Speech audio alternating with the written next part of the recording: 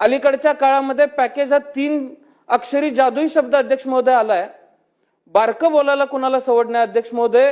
Package कितीचं आहे तर 31,000 कोटींचं पॅकेज आहे। मग अशी कोणतरी बोलत असताना म्हणलं की हे 31,000 कोटींचं पॅकेज 40,000 कोटींवर जाईल। माझ्या पूर्वी काही विधिमंडळातले सदस्य बोलत असताना 31,000 कोटी रक्कम तयार झाली कशी हे जर कोणाला विचारलं तर अध्यक्ष महोदय सांगता येणार नाही। तर 6,500 कोटी ही प्रत्यक्ष रक्कम शेतकऱ्यापर्यंत जाईल।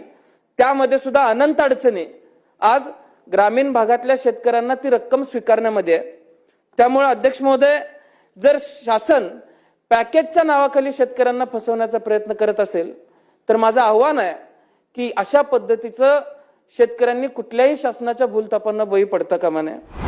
जर आपण शासनाकडून मिळालेल्या मदतीचा विचार केला तर ही मदत किती थोडकी आहे आणि मग आपण वास्तव लक्षात घेऊन पॅकेजचा गवगवा करायला पाहिजे असं अध्यक्ष महोदय मला वाटतंय।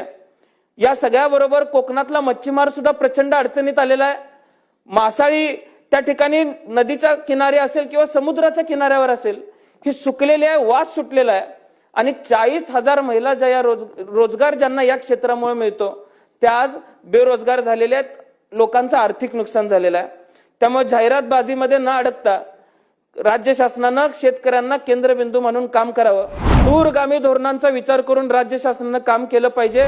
घोषणा आणि योजनांचा पाऊस न पडता प्रत्यक्ष मदतीचा पाऊस व्हावा एवढंच आव्हान आज या प्रस्तावाच्या माध्यमातून मी करतो। शेती करायची का नाही आज हा बहुसंख्य महाराष्ट्रासमोर प्रश्न निर्माण झालेला आहे, बहुसंख्य लोकसंख्येसमोर प्रश्न निर्माण झालेला आहे।